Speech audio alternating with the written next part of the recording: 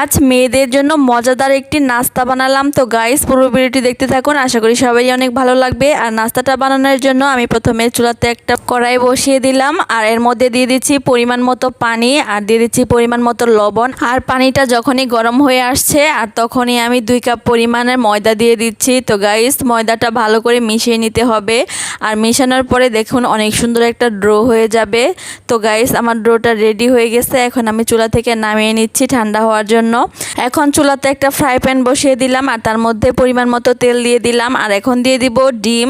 আর guys 2টা ডিম দিয়ে এই নাস্তাটা বানাবো, তার জন্য একটা একটা করে আমি 2টা ডিম ভেঙে তেলের মধ্যে দিয়ে দিলাম। আর এখন সামান্য পরিমাণের লবণ দিয়ে দিচ্ছি, যেহেতু এটা ডিমের পুর তৈরি করব তাই ডিমগুলোকে আস্তা রাখবো না, ভেঙে একেবারে গুঁড়ো গুঁড়ো করে ফেলবো।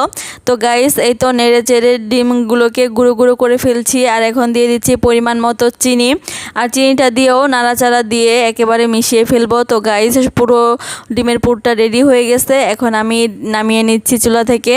আর এইদিকে আমার ময়দার ডোটা ঠান্ডা হয়ে গেছে, আর আমি হাত দিয়ে ভালো করে মথে নিয়েছি। তো আমি 3টা লেচি কেটে নিচ্ছি। তো গাইস আমি একটা ময়দার ডো নিয়ে ভালো করে মথে নিচ্ছি, আর এখন এটা দিয়ে রুটি বানাবো। তো রুটিটা যেন বেশি পাতলা না হয় সেদিকে খেয়াল রাখতে হবে, একটু মোটা করে রুটিটা বানিয়ে নিয়েছি। আর এখন ডিমের পোরগুলো মাঝখানে দিয়ে দিচ্ছি, ভালো করে হাত দিয়ে বসিয়ে দিচ্ছি। তো গাইস এখন ভালো করে ভাঁজ করে নিতে হবে। এই তো হাত দিয়ে দেখুন আমি কত সুন্দর করে ভাঁজ করে নিচ্ছি, যাতে পোরগুলো ভিতর থেকে বের না হয়। আর হাত দিয়ে ভালো করে চেপে চেপে লাগাতে হবে যাতে মুখটা না খুলে যায়। আর এই তো গাইস দেখুন আমার পুরোপুরি মুখটা লাগানো হয়ে গেছে, এখন আমি আবার বেলুন দিয়ে বেলে নেব। তো গাইস বেশি চেপে চেপে বেলা যাবে না, তাহলে কিন্তু ভেতর থেকে ডিমের পোরটা বের হয়ে যাবে, আর বেশি পাতলাও করা যাবে না। তো গাইস দেখতেই পাচ্ছেন আমার রুটিটা বেলা হয়ে গেছে, দেখতে কিন্তু অনেক সুন্দর লাগছে তাই না? দেখে কিন্তু বোঝাই যাচ্ছে না যে ভিতরে ডিমের পোরটা দিয়েছি। তো গাইস পুরোপুরি আমার 3টা বেলা হয়ে গেছে, এখন আমি এক এক করে ভেজে নেব। তো প্রথমে আমি তেল না দিয়েই হালকা ভেজে নিচ্ছি। 2 পিঠ যখন হালকা ভাজা হয়েছে এখন আমি তেল দিয়ে দিচ্ছি। তো এই তো গাইস তেল দিয়ে ভাজার পরে দেখুন কালারটা কিন্তু অনেক সুন্দর এসেছে। আমি এক এক করে সবগুলোই ভেজে নিয়েছি। আর গাইস এত সহজ রেসিপি, আপনারা কিন্তু চাইলে যে কোনো সময়ে ঝটপটভাবে বানিয়ে খেতে পারেন।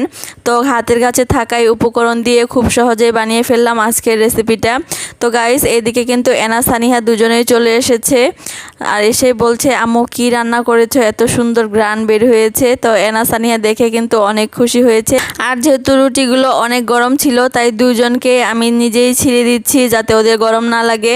তো গাইস ওরা দুজনেই খেয়ে বলছে অনেক মজা হয়েছে, আর আমিও খেয়ে দেখলাম গাইস সত্যি অসাধারণ টেস্ট। আর এনা সানিহা কিন্তু নতুন নতুন রেসিপি বানালে অনেক খুশি হয়, কারণ ওরা মজার মজার খাবার খেতে অনেক পছন্দ করে। এনা সানিহার মতো এইরকম মজার খাবার খেতে কে কে পছন্দ করেন অবশ্যই কমেন্টস করে জানাবেন। পুরো ভিডিওটি দেখার জন্য সবাইকে অসংখ্য ধন্যবাদ। সবাই ভালো থাকবেন, সুস্থ থাকবেন, আল্লাহ হাফেজ।